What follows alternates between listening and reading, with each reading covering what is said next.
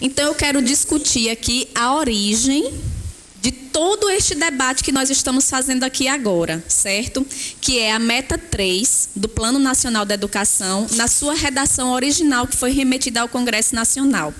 A meta 3 diz o seguinte: universalização do acesso até 2016 para a população de 15 a 17 anos, elevar até 2020 a taxa líquida de matrículas do ensino médio para 80% nesta faixa etária, 15 a 17 anos, certo? Que é justamente o período em que os adolescentes, pelo fato de estarem com a sua sexualidade mais aflorada, podem ficar ou não na escola. As meninas porque engravidaram, os LGBTs porque sofrem um preconceito muito maior e a partir disso daí vão decidir se vão continuar na escola ou não e já não tem mais aquela... os pais não conseguem mais tanto assim dizer, vai ficar por obrigação, sobretudo nas periferias. Não estou falando aqui das famílias de classe média que têm os privilégios, né, de ter um maior contato com os seus filhos e poder educá-los melhor. O ponto 3.9 dessa meta, ele dizia o seguinte, foi o que foi retirado, Sargento Regina. Implementar políticas de prevenção à evasão motivadas por preconceito e discriminação à orientação sexual ou à identidade de gênero, criando rede de proteção contra formas associadas de exclusão. Ponto. Foi daqui que surgiu toda esta polêmica, certo? E todas essas interpretações, eu quero dizer com todo respeito à moça que estava aqui, ali na ponta, não me recordo o nome, com uma interpretação extremamente equivocada e rasa do marxismo, que fez uma leitura mirabolante de que dentro desta meta estava o intuito de destruir os lares e as famílias brasileiras. Eu quero dizer que não. Esta meta, ela é fruto de um debate que foi feito na Conferência Nacional da Educação no ano de 2007, que orientou os governos a um plano nacional de educação que pudesse defender as crianças que sofriam bullying dentro da escola. Com uma ou outra mudança de redação, ela apareceu nesse plano, certo? Que foi apresentado pela presidenta Dilma ao Congresso, desse jeito aqui. Criar uma rede de proteção contra a evasão. De maneira nenhuma, os professores que estavam ali reunidos, muitos inclusive nem sabem o que é marxismo, muitos não leram A Origem da Família e da Propriedade Privada, muitos não estão inteirados desse debate. O que motivou a Conferência Nacional da Educação de 2007 a levar esse debate? A realidade, a prática. A um professor ver que realmente os alunos saem da escola, e aí eu quero lamentar o fato da Luciana Meirelles, que estava aqui antes, não ter falado mais. Por que ela saiu da escola? Por que ela desistiu de estudar?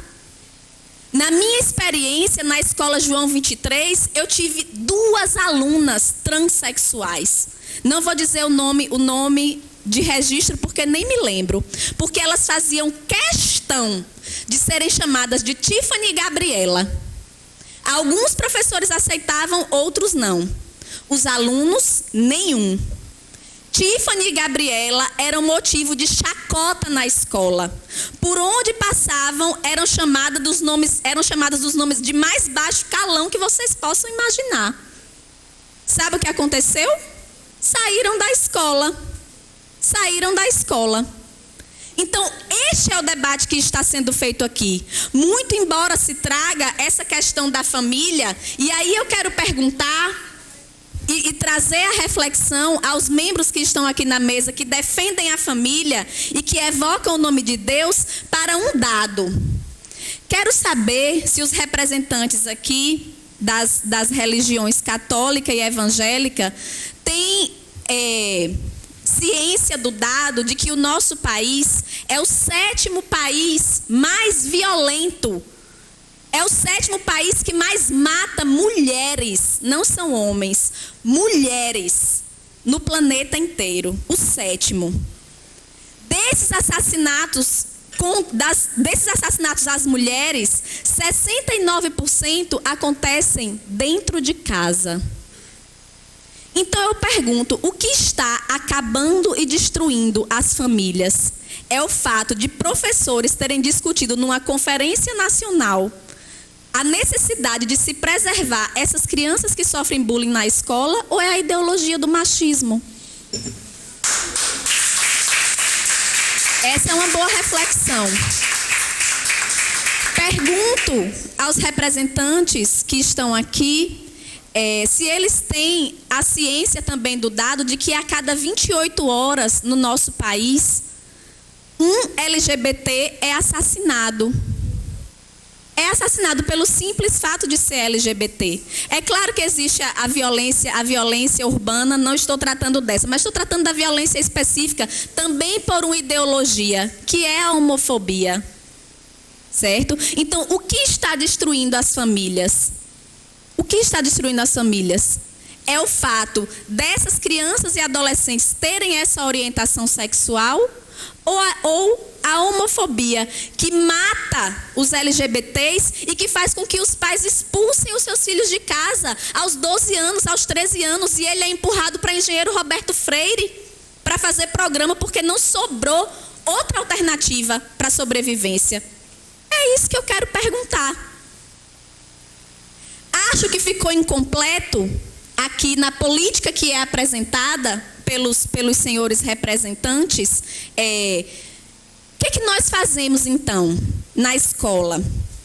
Existem lá na escola pessoas como Luciana Meireles, transexual, como Tiffany, como Gabriela, como Rochelle, aluna do Miriam Celli, que eu tenho muito orgulho, que foi a primeira transexual que conseguiu o nome no registro aqui no RN, antes de fazer a cirurgia da mudança de sexo, ela conseguiu mudar o nome no registro, certo?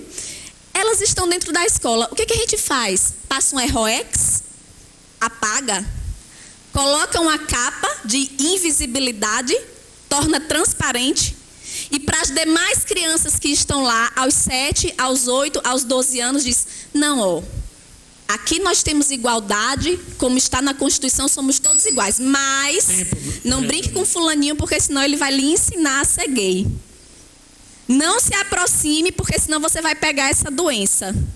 Eu gostaria, de fato, no fechamento aqui, que os representantes pudessem dizer. No mais, senhor presidente, somente para encerrar mesmo a minha fala em 30 segundos, eu quero dizer que nada disso é novidade, gente. Desde a década de 90, quando a LDB foi escrita, nós temos os parâmetros curriculares nacionais na nossa educação pública, certo? Os parâmetros curriculares nacionais, desde a década de 90, orientam os professores a discutirem a sexualidade, a orientação sexual com as crianças, sabe por quê? Porque as crianças engravidam. Não estamos falando aqui de quem tem condições de educar os seus filhos, estamos falando de filhos de operários, filhos de garis, que estudam na rede pública, que trabalham 50 horas, 44 horas, 46 horas semanais e que não têm esse tempo de oferecer toda essa educação qualificada que está sendo colocada aqui. É por isso que as meninas aos 13 anos engravidam.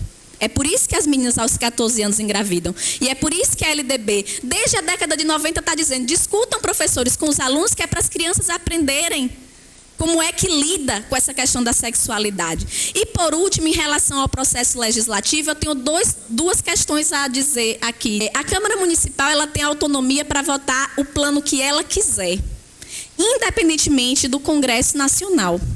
O Plano Nacional da Educação é uma coisa e os planos estaduais e municipais são outras. Ele é apenas uma referência para esses planos, em primeiro lugar. É isso que é necessário dizer. Em segundo lugar, eu quero dizer que este Congresso Nacional não é referência para nada.